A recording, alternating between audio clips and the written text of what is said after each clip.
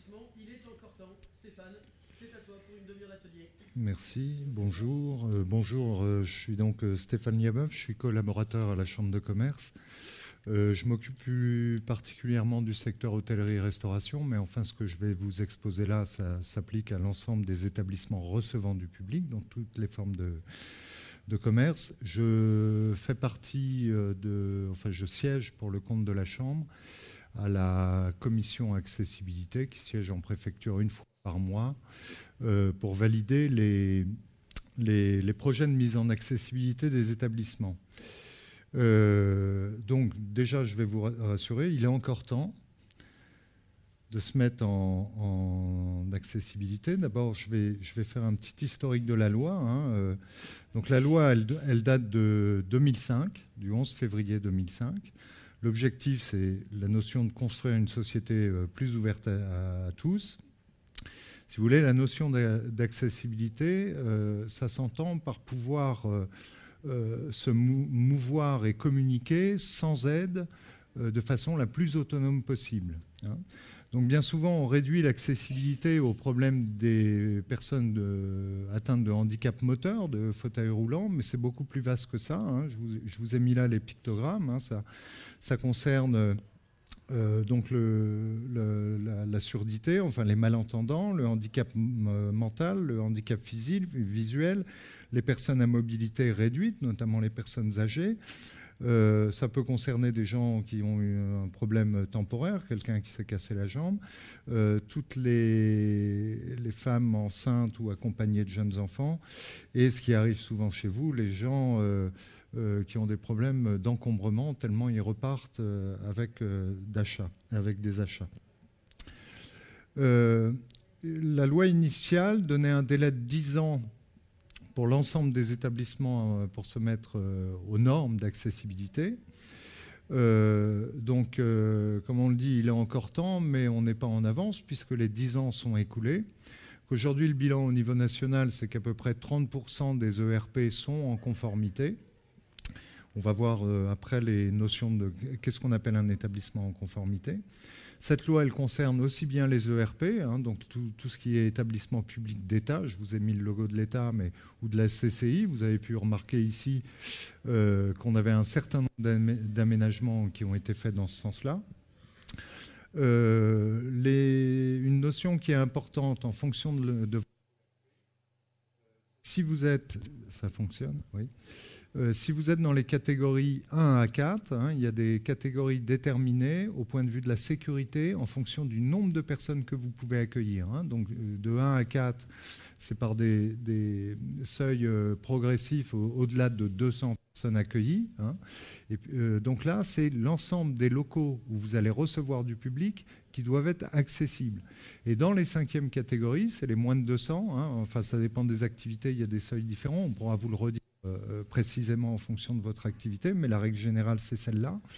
Ce n'est pas la notion de l'intégralité des locaux, c'est la notion de l'intégralité des prestations que vous délivrez à la clientèle. Hein. C'est-à-dire que vous pouvez avoir tout simplement une partie de votre établissement qui est accessible, dans lequel les gens vont pouvoir accéder à tout ce que vous vendez, et auquel cas, vous répondez aux normes d'accessibilité. Donc c'est une notion, hein, des fois on a des magasins qui ont une salle 1, une salle 2, une salle 3 par exemple. Eh bien, si la salle 1 permet d'accéder à l'ensemble par une vente assistée ou autre chose hein, de vos prestations, dans ce cas-là, votre établissement est considéré comme étant accessible. Alors la loi, elle s'applique aussi bien pour le neuf, quand on construit un nouveau bâtiment commercial, que pour les bâtiments existants, en place, que vous soyez sur du bâti ancien, historique, etc., la loi s'applique quand même. Hein. Donc, comme je vous disais, la notion d'accessibilité, c'est pouvoir accéder à une prestation en autonomie totale, c'est-à-dire sans accompagnement. Hein, pour une personne souffrant d'un problème de handicap, il est important qu'elle n'ait pas besoin d'assistance pour accéder dans les mêmes conditions qu'une personne qui n'a pas de soucis comme ça à vos magasins, aux différentes prestations possibles. Voilà, ça c'est le sens de la loi. Alors, La loi définit aussi le parcours de l'accessibilité. Le parcours de l'accessibilité, en fait, si vous voulez, le principe, c'est qu'on se met dans la peau du client. Donc le client, tout d'abord, il arrive à proximité de l'établissement, hein, soit en voulant stationner un véhicule, soit par des transports collectifs. Ensuite, il va cheminer à l'extérieur, dans la rue, pour accéder jusqu'à votre établissement. D'accord ? Ensuite, il va rentrer dans votre établissement et accéder aux différentes prestations que vous avez, donc les circulations intérieures, horizontales, verticales si vous avez des étages, et puis l'accès aux prestations. Alors la prestation, ce n'est pas que le produit vendu, c'est aussi les services annexes. Par exemple, dans un magasin de prêt-à-porter, il y a la notion d'accessibilité d'une cabine d'essayage. Hein. Dans un restaurant, il y a la notion d'accessibilité des sanitaires. Dans un café aussi. Enfin, voilà.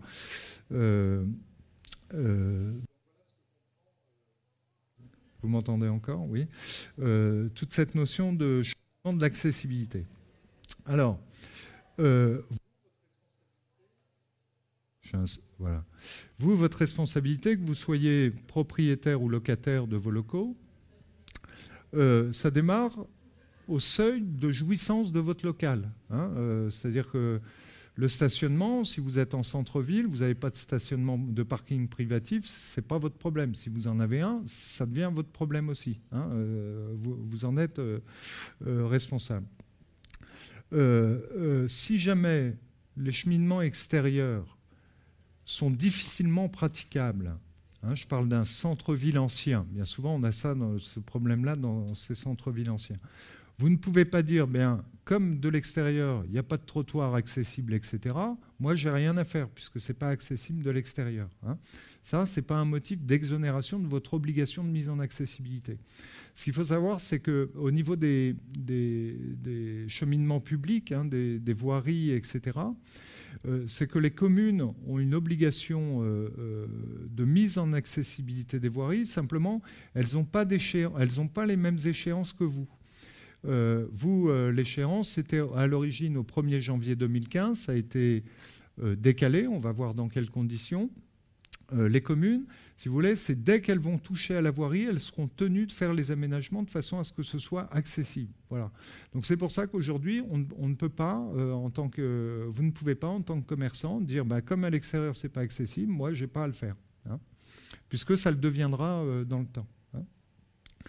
Alors, donc pour ces règles d'accessibilité, il y a un certain nombre de normes qui sont édictées par des décrets annexes à la loi. Hein. Donc ces normes, c'est par exemple les dimensions des places de stationnement, c'est la largeur d'un cheminement extérieur, d'une allée, d'un trottoir, les dénivelés, hein, quel degré de pente, ces choses-là.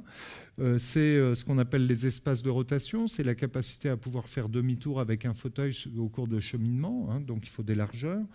Là, ça vous concerne plus, c'est la dimension des portes d'entrée, c'est la largeur des cheminements intérieurs, l'aménagement des escaliers. Là, les escaliers, ils nécessitent des aménagements, c'est plutôt pour les personnes à faible mobilité et les personnes déficients visuels. Hein.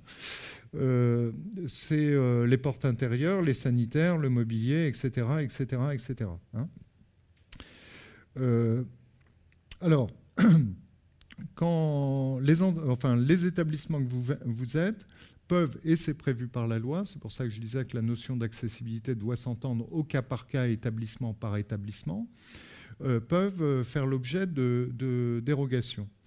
Le premier motif de dérogation, c'est celui, le premier, il n'y a pas d'ordre, hein, il n'y a pas de hiérarchie, mais qui est souvent rencontré, qui est évoqué, c'est celui de l'impossibilité technique. Alors l'impossibilité technique, je dirais, il faut l'entendre, ça a été reprécisé, ça doit encore être reprécisé par décret, mais ça a déjà été par le ministère. Si vous voulez, c'est le fait que dans l'espace dont je dispose, je ne peux pas faire l'aménagement sans... je n'ai pas la place pour, et donc je vais devoir faire une emprise chez le voisin. Donc ça, c'est une impossibilité technique. On part du postulat que dans le bâtiment, on peut tout faire. Hein, donc ce n'est pas parce que j'ai un mur porteur que je ne peux pas faire. Ça, c'est le principe. D'accord ? On peut tout faire, mais à quel prix? Voilà, c'est ce que vous allez me dire, c'est un problème financier après. Hein. Mais la notion technique, c'est vraiment dans mon espace privatif, je n'ai pas la place. Si j'ai un dénivelé par rapport à la chaussée, que je dois faire une rampe intérieure, que je dois respecter la norme, cette rampe, la pente, elle doit être à 6%. 6%, j'ai, je dis n'importe quoi, un recul dans mon magasin de 20 mètres, il me faudrait 25 mètres. Ben voilà, là, il y a impossibilité technique, je ne peux pas respecter la norme. Vous voyez, hein, c'est ça la notion. Hein.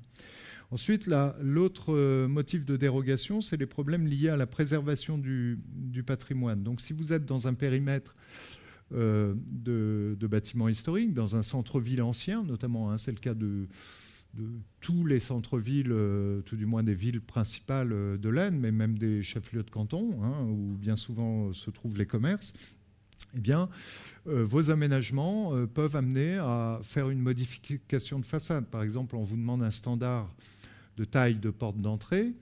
Vous pouvez être amené à devoir modifier les équilibres visuels de façade parce que vous modifiez votre porte d'entrée. Et ça doit être soumis à l'accord de l'architecte des bâtiments de France. Je vous dirai après les différentes étapes d'autorisation à demander. Et l'architecte des bâtiments de France peut s'opposer à ce que vous en changiez l'équilibre, parce qu'il va dire, ben voilà, ça change l'équilibre de la façade, donc non, moi ça ne me va pas, etc., pour cause monument historique, vous êtes dans le cône de vision de l'église machin, donc ça ne lui va pas. Et donc ça vaut motif de dérogation pour la suite des événements. On vous empêche, au titre du patrimoine, de pouvoir faire les aménagements. Ça peut être une rampe aussi au devant de votre... Souvent, le problème qui se pose avec les ABF, c'est les aménagements des rampes sur le devant du magasin. Et ça, ils n'en veulent pas parce qu'ils estiment que ça dénature esthétiquement le cadre historique bâti. Hein. Voilà. Et ensuite, vous avez un troisième motif de dérogation, hein, c'est ce qu'on appelle la disproportion manifeste entre les améliorations et leurs conséquences sur l'activité. Et là, c'est en fait le constat de la mise en danger économique de l'entreprise du fait du coût de la mise en accessibilité. Hein. Voilà, c'est ça. C'est les trois motifs de dérogation qui peuvent être imposés. Alors, quand on fait je vais revenir sur les démarches à faire. Quand on fait les démarches, ces motifs-là, c'est pas du déclaratif. Hein. En commission, une fois, je me souviens, on a eu un établissement de Laon qui a déposé un dossier en disant... un restaurant dans le Haut-de-Lan, donc c'est pas forcément pratique, c'est pas forcément facile, et qui a déclaré dans son dossier je peux pas faire, techniquement c'est pas possible, et financièrement c'est pas possible. Bon, lui est restaurateur, c'est du déclaratif. Techniquement on n'en sait rien. La commission n'en sait rien, on n'a pas les données des locaux, on n'avait pas d'éléments. Et je dirais, est-ce qu'il est qualifié en tant que restaurateur, à savoir si techniquement je peux modifier un immeuble. À la limite, c'est avéré, les contraintes sont avérées par un maître d'œuvre, par une entreprise du bâtiment, etc. Oui, ok, on peut le recevoir. Vous voyez, il faut justifier. Économiquement, il nous dit ça. On ne sait pas quelle est sa situation financière, on ne sait pas quel est l'impact, est-ce que ça va lui supprimer des places de vente, donc des opportunités de recettes, est-ce qu'il a des possibilités d'investissement ou pas, est-ce qu'il peut supporter de l'amortissement complémentaire ou pas, on ne sait pas, déclaratif. Donc dans ce cas-là, le dossier a tout simplement été rejeté. Hein. Donc il faut justifier ce qu'on annonce dans le motif de la déclaration, hein, tout du moins sur l'aspect financier et technique. Quand c'est l'architecte des bâtiments de France, ça, vous avez une réponse, hein, comme quoi il ne veut pas, il suffit de la joindre au dossier. Hein. Alors, la loi a été modifiée là, en fin d'année. Hein, c'est surtout sur les échéances et un peu sur le contenu des normes. Hein. Il y a eu un premier arrêté qui a assoupli en partie certaines normes. Alors, je vous donne une norme principale qui concerne quasiment tout le monde. La précédente loi disait que sur le bâti existant, les portes d'entrée doivent faire au minimum en un seul ventail une largeur de 90 cm. Bien souvent, on a des blocs-portes à l'entrée des commerces, sur l'ancien notamment, hein, où on est plutôt dans les 80 cm. Hein, donc ça voulait dire qu'il fallait tout changer, revoir toute la vitrine, etc. La loi a changé ça, a ramené à 80 cm. Avant, quand vous avez bien souvent aussi un problème de marche, de seuil à l'entrée d'un magasin. Avant, le recours à une rampe amovible, c'était sur dérogation. Pourquoi? Parce que la rampe amovible, ça nécessite une assistance. Et je vous renvoie sur l'origine de la loi, c'est accessibilité en autonomie, sans être aidé. Donc dès qu'on mettait une rampe, forcément, il fallait sonner, donc ça nécessitait, on était en marge de la loi, donc c'était dérogatoire. Aujourd'hui, c'est accepté. Hein, ça a été établi de fait. Voilà, il y a un certain nombre de choses qui sont faites comme ça. Et ce qui a changé dans la loi aussi, c'est qu'à l'origine, au 1er janvier 2015, tout le monde devait être conforme aux règles d'accessibilité. Face au constat qu'il y avait que 30%, des échéances ont été redonnées. Bon, il y avait déjà une antériorité de 10 ans, hein, mais à chaque fois qu'il y a un nouveau texte, on se dit on verra plus tard, et puis le temps que l'information tourne, ça prend toujours du retard. Donc là, la loi dit on vous donne voilà, jusqu'au 26 septembre 2015 pour déposer en mairie votre projet de mise en accessibilité, avec ou sans demande de dérogation. Hein. Donc vous devez faire cette formalité-là. Et dans le dépôt de cette formalité, vous pouvez demander un échéancier progressif de réalisation de vos aménagements accessibilité sur 3 ans. Hein. Entendons-nous bien, il s'agit d'un échéancier progressif. Il ne s'agit pas d'un report. Il ne s'agit pas d'ici septembre de dire « je ferai tout dans 3 ans ». Ce sera rejeté. Ça doit être progressif. Donc on va dire déjà peut-être, hein, en fonction, je sais bien que le problème de tout le monde, c'est aussi les possibilités financières, les problèmes de cycle d'activité. Hein, des travaux, ça peut perturber l'activité. Donc on va dire sur le premier semestre, eh bien, je vais faire l'aménagement j'ai 3 marches à l'entrée, de mes marches d'entrée, hein, où il y a des histoires de bandes podotactiles à mettre, des trucs comme ça. Enfin voilà, il va falloir le faire progressivement. Hein. Alors, pour les catégories 5, les 5e catégories, hein, je reviens à mes seuils de sécurité, de nombre de personnes admises hein, sur le public admis. Vous pouvez échelonner sur 3 ans. Pour les catégories 4, ça, il y en a parfois hein, parmi vous qui sont en 4e catégorie. 3, 2, 1, il y en a aussi, mais c'est plutôt dans la grande distribution. Ça peut être 6 ans. Hein, l'échelonnement peut se faire sur 6 ans. Donc ça, c'est ce qu'on appelle un ADAP. Hein, c'est ce qui est appelé l'ADAP, agenda programmé de mise en accessibilité. Voilà. Quand vous avez déposé cette demande-là, elle va passer en sous-commission. Si le dossier est convenablement constitué et qu'il y a une demande de dérogation, il peut y avoir une demande de dérogation. Et sur le reste, je dis je vais le faire sur 3 ans. Avec ça la première année, ça la deuxième, soit la troisième.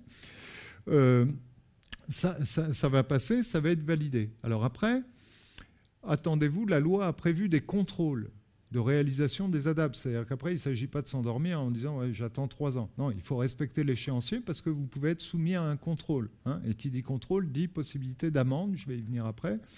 Donc, il faut le faire. Maintenant, le problème que vous pouvez rencontrer, c'est qu'on n'a pas toujours une visibilité de ce que sera son entreprise et la situation financière de son entreprise, parce qu'on en revient toujours au même. C'est un problème financier aussi, c'est de l'investissement. À 3 ans, on ne sait pas ce qui peut se passer entre-temps. Donc si jamais il y a une remise en question, vous vous retrouvez dans une impossibilité de pouvoir respecter votre échéancier, la loi vous donne la faculté d'en redemander un nouveau. Mais surtout, il faut le redemander, parce que sinon, vous vous exposez à des risques d'amende en cas de contrôle. Bon, les contrôles, ils parlent d'en faire, mais on ne sait toujours pas qui ira les faire. Hein. Et puis, des ERP du privé, hein, du monde du commerce, dans l'Aisne, vous êtes à peu près 7000, hein, donc il y a du monde à contrôler aussi. Donc il ne faut pas trop se mettre l'angoisse, mais bon, moi je vous dis, la loi a prévu ça comme ça, donc prévoyez-le. On ne sait jamais. Hein. Alors, ce que prévoit la loi aussi, le décret n'est pas encore paru, mais il va paraître. C'est une obligation de formation sur l'accueil des personnes en situation de handicap. Parce que le problème d'accessibilité à une prestation, et notamment commerciale, où il y a un échange humain, hein, comme ça a été évoqué en début d'après-midi, ce n'est pas qu'un problème de normes, hein, ce n'est pas qu'un problème de taille, etc. Et bien des fois, aujourd'hui, les établissements qui ne sont pas aux normes et où pourtant une personne en fauteuil peut accéder parce qu'il y a un accueil, il y a une prise en compte, il y a un accompagnement, etc. Donc il y a ces notions-là parce qu'il y a des choses qu'on n'appréhende pas. On pense bien faire, mais face à un handicap, on n'appréhende pas la bonne conduite à tenir. Par exemple, un malvoyant, il y a une façon de l'accompagner dans l'espace. Il ne passe jamais devant. On l'accompagne et on marche devant lui. Enfin, c'est des petits trucs comme ça, etc. Hein. Donc la loi a prévu ça. Alors, les démarches administratives. Alors, il y a une chronologie des démarches administratives à respecter. Vous allez voir, tout est simple, comme d'habitude avec l'administration en France.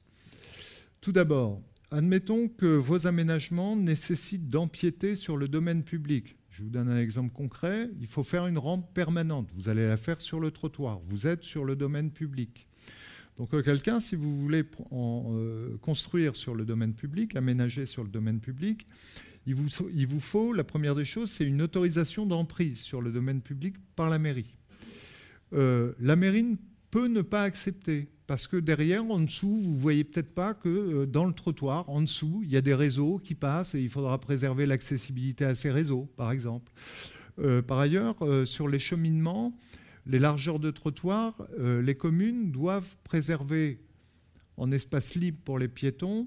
La norme, c'est 1,40 m de large. Donc votre trottoir, et vous, votre rampe, elle doit faire au minimum 90. Donc bien souvent, les trottoirs sont trop étroits pour laisser le passage dont a besoin la commune et pour vous permettre de mettre la rampe. Donc ça, voilà, il se peut que ce ne soit pas accepté. Hein. Je vous le dis, il faut impérativement le faire avant d'engager les travaux, parce que des fois, on voit des gens qui engagent les aménagements dans un bon, enfin, je dirais, pensant faire le nécessaire vis-à-vis de la loi, mais et le lendemain, il y a les services de la mairie qui arrivent, voilà le marteau-piqueur, vous pouvez tout défaire.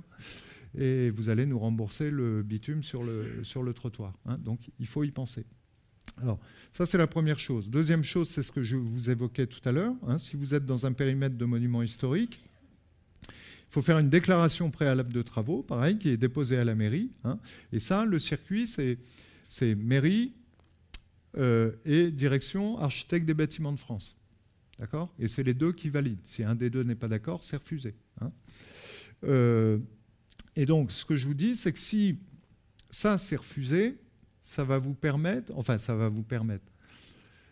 ça va justifier une demande de dérogation sur une partie de l'accessibilité. Par exemple, l'accessibilité handicap moteur, hein, des fauteuils, dans votre établissement, ou le recours à une rampe amovible. Hein.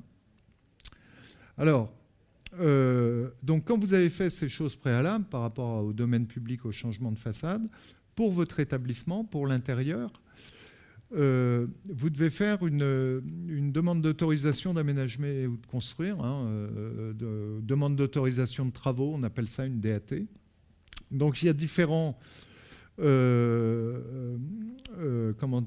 formulaires administratifs, hein, je vous ai mis les numéros là, en fonction des cas.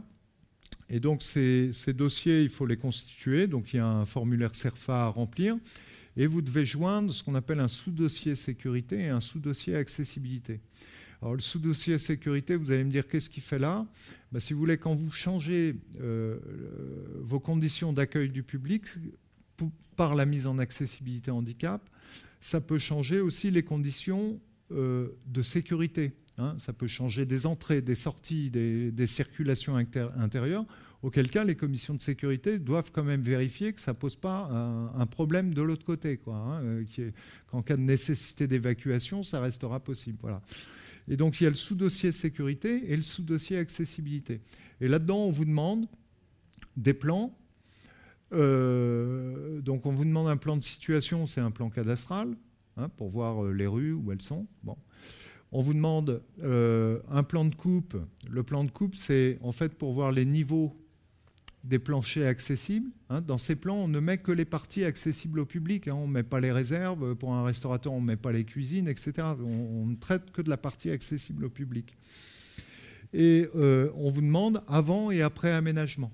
Hein. Donc ça alourdit quand même la réalisation de ces dossiers. Vous n'êtes pas obligé de passer pour les faire par un architecte, un maître d'œuvre. Hein, tant que vous êtes obligé quand c'est un permis de construire, mais pour une autorisation d'aménagement, vous pouvez le faire vous-même.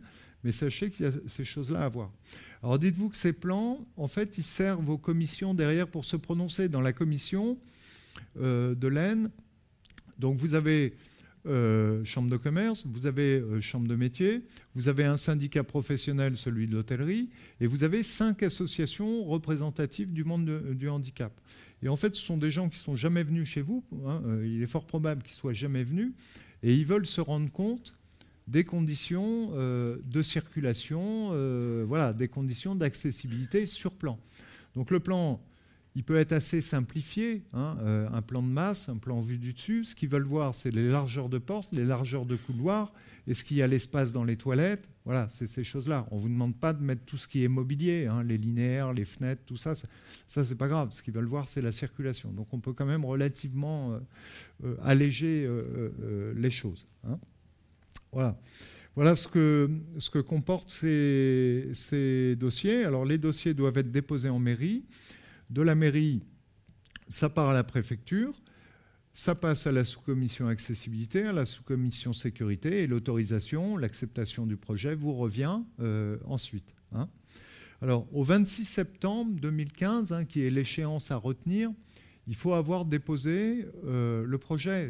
On ne vous demande pas d'avoir eu l'autorisation, parce qu'il y a des délais d'instruction qui sont un peu longs, mais il faut au moins avoir déposé son projet de mise en accessibilité. Voilà, c'est ça qui est important. Hein.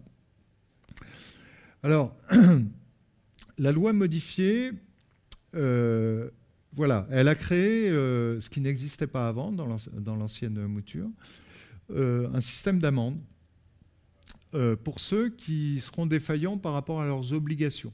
Je rappelle, hein, je ne dis pas que tout le monde sera contrôlé, ni quoi que ce soit, mais ça peut arriver. Et donc ces amendes, qui n'existaient pas avant, c'est 1 500 à 5 000 euros si vous n'avez pas déposé, hein, en fonction des cas, ça va être lié à la taille de l'entreprise, à ses possibilités financières, enfin voilà. C'est si vous n'avez pas déposé votre projet. Voilà, vous vous exposez à ça. Si vous avez déposé un projet, vous vous êtes engagé sur un échéancier et que vous ne le respectez pas, voilà, là vous vous exposez à une amende qui va de 1 500 à 2 500 euros. D'accord ? Voilà, il faut le savoir, hein, maintenant c'est intégré. Alors je vous ai mis les délais d'instruction à partir du moment où le dossier complet est déposé en mairie. Hein. Alors, pour une autorisation de travaux, hein, d'aménager un ERP, je vous ai dit c'est 5 mois, mais dans l'Aisne, ça va plus vite. Hein. Sous 2 mois, vous avez les réponses. C'est assez fluide quand même. Voilà. Alors, outre ces amendes, alors ces amendes, oui, que je vous dise quand même, elles ont été créées pour aller alimenter un fonds d'aide à la mise en accessibilité de l'État. Hein. Alors, est-ce que ça aidera le commerce qui n'est pas aux normes à l'échéance ou les communes qui n'ont pas d'échéance? J'en sais rien. Hein. Mais voilà son objectif. Alors, par contre, dans la loi était déjà prévu un certain nombre de sanctions avant la modification. Et la loi de 2005, une des innovations, enfin elle a ouvert une possibilité, ce qui n'était pas le cas avant dans le Code de la construction et de l'habitation, aux associations du monde du handicap d'assigner un établissement recevant du public pour non-conformité. Avant, il n'y avait que l'administration qui pouvait le sanctionner. Maintenant, il y a des possibilités d'être assigné par des gens qui estiment que vous avez fait de la discrimination en ne faisant pas les aménagements ou, pire que ça, en leur disant compte tenu de votre situation de handicap, je ne vous accueille pas. Voilà, ça, il ne faut pas le dire. Hein. Il ne faut pas le faire. Alors, ces sanctions, c'était quoi? C'est si vous faites des travaux pour faire votre magasin et vous êtes complètement affranchi des obligations déclaratives, administratives, et vous avez pas compte dans l'aménagement de votre magasin, dans les travaux que vous avez faits des normes handicap depuis 2005, vous pouvez vous prendre 45 000 euros.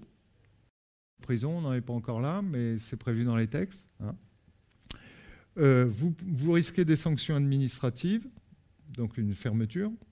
Et la discrimination, voilà, c'est le fait, si vous voulez, de refuser de délivrer une prestation à une personne sous motif que c'est une personne en situation de handicap. Donc là, c'est plus lourd. Il y a déjà eu des condamnations. Hein, il y a déjà eu des...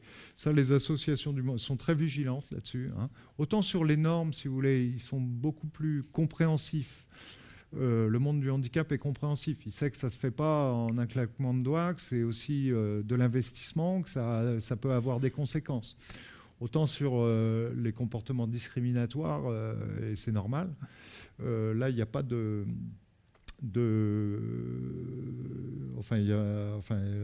il ne laisse rien passer. Hein. Donc voilà, ça, c'est les sanctions au titre de la loi. Alors, sur les accompagnements que la Chambre de commerce peut vous apporter, on vous propose des diagnostics pour faire un état des lieux, hein, parce que les normes, vous ne les connaissez pas forcément par cœur, hein, elles sont assez nombreuses. Donc ce diagnostic, il est réalisé par une société qu'on a référencée sur appel d'offres, ce qui nous a permis de générer des économies d'échelle, hein, par rapport au coût d'un diagnostic que vous feriez individuellement. Donc le coût, il est de 180 € à votre charge, il est de 180 € pour un commerce et 420 € pour un hôtel de plus de 10 chambres. Pourquoi un hôtel de plus de 10 chambres? Parce que la loi a prévu que s'il n'y a pas plus de 10 chambres, dont aucune au rez-de-chaussée, il n'y a pas d'obligation de mise en accessibilité handicap moteur, les fauteuils, pour ces hôtels-là, ce qui ne dispense pas du handicap visuel, mental, auditif. Hein. Alors, le diagnostic... bon, c'est pour vous, pour faire l'état des lieux et pour pouvoir envisager ce qu'il va falloir prévoir et faire, d'accord, en investissement. Donc, il y a un rendez-vous qui est pris chez vous avec le diagnostiqueur, hein, qui est convenu avec vous. C'est nous qui centralisons la prise des rendez-vous. Il vient sur place, il fait les relevés, et eux, ils ont hiérarchisé 40 modules. Je vais vous donner un exemple de module, ce que ça comprend, un module. Et donc, ils vont, en fonction du cas d'espèce de chaque établissement, ils vont passer au peigne fin tout ce qu'il faut relever, et notamment, ils vont relever les non-conformités que vous avez. Hein. Ensuite, ils vont éditer un rapport que votre conseiller de la Chambre de commerce viendra vous remettre dans l'entreprise, hein, pour voir avec vous les choses et éventuellement s'il y a des dérogations envisageables ou pas. Donc, ils vont vous donner des préconisations techniques d'aménagement, ce que vous pouvez faire au regard de ce qu'ils ont vu. Et ils vont vous faire une estimation des coûts d'aménagement. Hein. Alors, c'est une société dans laquelle il y a le diagnostiqueur, il y a un architecte, il y a un économiste de la construction. Donc, si vous voulez, à l'expérience, sur des dossiers, on en a fait à peu près 200 hein, dans l'Aisne, des diagnostics comme ça, dans des établissements. Par rapport aux coûts qu'ils annoncent, etc., quand on fait des chiffrages par les entreprises, sur certains postes, ils sont légèrement au-dessus, sur d'autres, légèrement en dessous, mais sur le chiffrage global, hein, puisqu'on l'a refait, on arrive à des écarts de 5-10% des budgets, quoi. Donc, ils sont quand même dans la réalité. Hein. Ça vous donne une bonne appréciation. Alors pour nous, c'était important de le faire. Pourquoi? Parce que quand on travaille sur les possibilités financières de l'entreprise, il fallait que la préfecture et que la commission accessibilité valident ces chiffrages comme des chiffrages pertinents. C'est pour ça que sur 2-3 dossiers, on les a refait chiffrer par des entreprises. Pour pouvoir justifier la dérogation motif financier quand ça pose un problème financier conséquent à l'entreprise. Hein. Alors, voilà comment ils font. Hein. Ils vont regarder, on retrouve le cheminement de l'accessibilité hein, que je vous donnais tout à l'heure, hein, qui est prévu dans la loi. Par exemple, pour un restaurant, ils vont regarder les apports, est-ce qu'il y a un parking privé ou pas, quel est le cheminement extérieur, l'entrée. Le restaurant, dans le restaurant, ils vont regarder est-ce qu'il y a un espace bar, une salle, une deuxième salle, un étage, une terrasse extérieure, les sanitaires. Voilà. Un module, voilà. module porte. Donc chaque caractéristique technique pouvant faire l'objet d'une norme fait l'objet d'un module d'examen. Donc pour une porte, il y a le problème de la largeur, de l'aire de la manœuvre, hein, est-ce que, en la poussant, en la tirant, est-ce que j'ai le recul nécessaire ou pas, voilà. La poignée, est-ce qu'elle a la bonne place, est-ce qu'elle est préhensible, parce que parfois une personne en fauteuil peut, par exemple une poignée bouton qui est dans... Vous avez le bâti de votre porte et puis la porte là et la poignée bouton là, du fait des marchepieds d'un fauteuil, etc., il ne peut pas l'appréhender, il ne peut pas l'attraper. Donc ils vont regarder ça. Le contraste de la porte, c'est par rapport aux portes vitrées. Un malvoyant, bah, boum, il ne perçoit pas qu'il y a une vitre et il se blesse. Le réglage du ferme-porte, bien souvent il y a des grooms. Il faut être à 4 pour ouvrir la porte. Enfin, pas bien souvent, mais ça peut arriver. Hein. La signalisation, c'est par rapport aux entrées, sorties, la signalisation directionnelle, hein, par exemple pour un hôtel, réception, salle de restaurant, ces choses-là. Et le niveau d'éclairage requis à la porte, comme il y a des normes en termes d'intensité lumineuse, hein, de luxe sur les portes, sur les escaliers, sur les points d'encaissement, etc. Voilà ce qu'ils vont regarder. Hein. Et ensuite, ils vous remettent ils nous éditent le rapport que nous, on vous remet. Donc, ils rappellent le contexte de la mission. Ils vous donnent une fiche de synthèse pour votre établissement avec les résultats.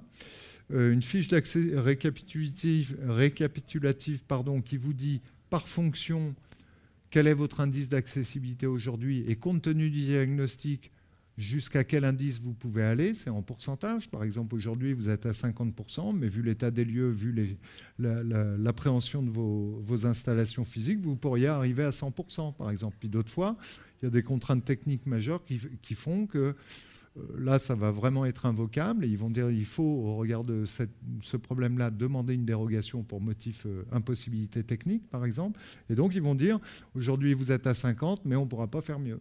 Ça restera à 50. Voilà. Hein, ça vous permet de vous situer. Et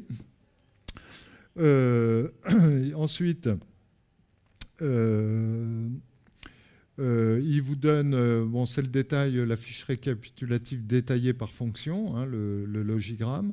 Et il vous donne, pour chaque non-conformité, on retrouve une fiche avec la préconisation et le chiffrage.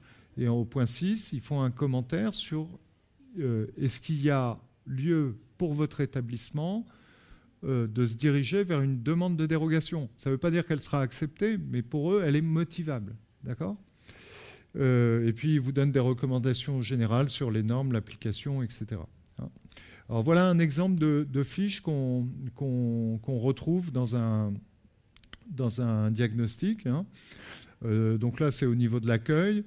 C'est le cheminement dans le hall. Donc, ils ont relevé des non-conformités. Donc, ils vous mettent les photos, ils vous disent la raison de la non-conformité. Et après, en dessous, ils font un chiffrage avec les différents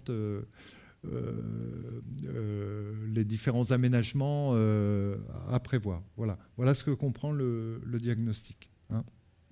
Alors, deuxième accompagnement qu'on propose, sur la dérogation pour coûts disproportionnés.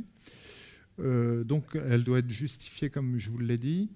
Donc, nous, sur la base de vos 3 derniers bilans, ou moins si vous êtes une entreprise plus récente, hein, on va faire l'analyse. Est-ce que l'entreprise, après avoir réglé ses emprunts en cours, toutes ses charges, etc., dispose d'une capacité d'autofinancement disponible pour envisager de financer les nouveaux investissements. Ça, c'est la première chose. Deuxièmement, on va voir, est-ce que si elle dispose d'une capacité d'autofinancement, elle n'a pas d'autres priorités de financement à faire.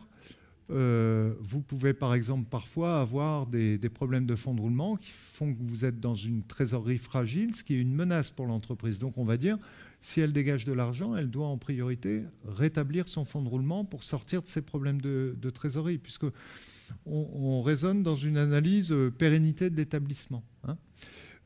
Donc voilà, on va faire cet examen-là. Donc le coût de cette prestation, il est de 60 € TTC. Vous pouvez le faire, si vous le souhaitez, avec votre expert comptable. Hein. Alors, quand même, pour votre information, il est toujours délicat de déposer ces chiffres en mairie. Ça ne regarde pas toute la commune non plus. Vous n'avez peut-être pas envie. Hein. Auquel cas, nous, on a adopté un mode de fonctionnement avec les services de l'État, c'est-à-dire qu'on fait l'analyse. Nous, on leur justifie que l'entreprise répond. Hein, on a sur un tableur un système d'analyse qui est reconnu nationalement dans le réseau des CCI, hein, d'ailleurs, par le ministère. Et donc, eux, ça va, le service accessibilité, ça va justifier. C'est-à-dire qu'il n'y a pas à joindre vos bilans dans le dossier que vous déposez en mairie. Dans un souci, on a voulu ça, dans un souci, c'est une donnée confidentielle, les bilans quand même. Hein, ça ne regarde pas tout le monde. Donc on a souhaité adopter ce mode de règlement. Et quand c'est présenté à la sous-commission, les gens de la sous-commission, la préfecture dit le motif économique est valide.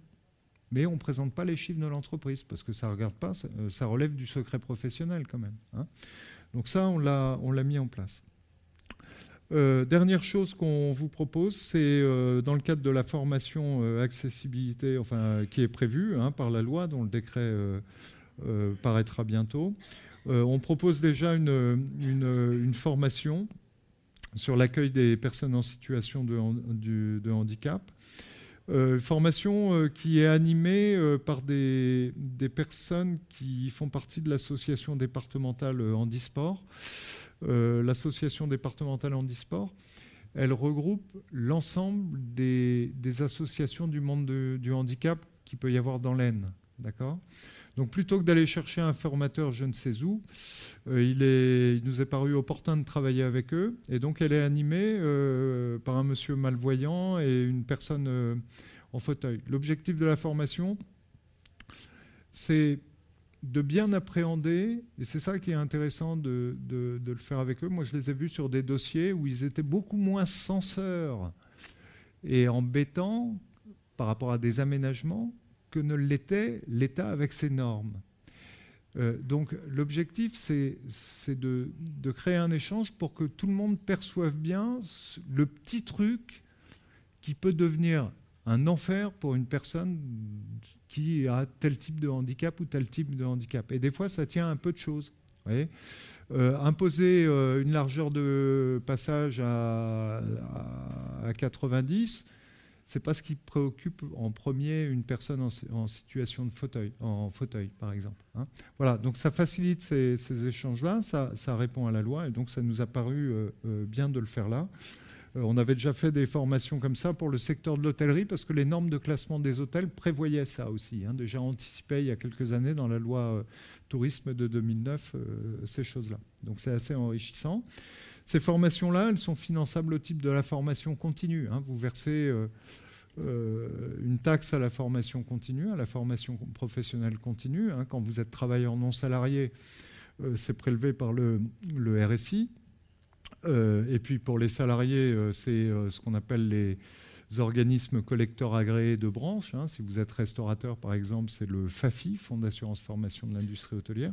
Donc comme vous avez payé cette taxe, vous avez des droits à prise en charge pour des formations professionnelles que vous voulez faire. Hein. Donc là, ça rentre dedans. Donc nous, on s'occupe aussi des demandes de prise en charge pour que vous ayez les remboursements, voire pour certains, vous n'avez rien à avancer, c'est eux qui nous payent directement la formation. Voilà, hein, il faut savoir que vous avez ces droits-là aussi, hein, possible. Voilà, autre accompagnement qu'on a mis en place, c'est pour la réalisation des dossiers administratifs. Donc la déclaration préalable de travaux, si vous modifiez la façade, la demande d'autorisation de travaux.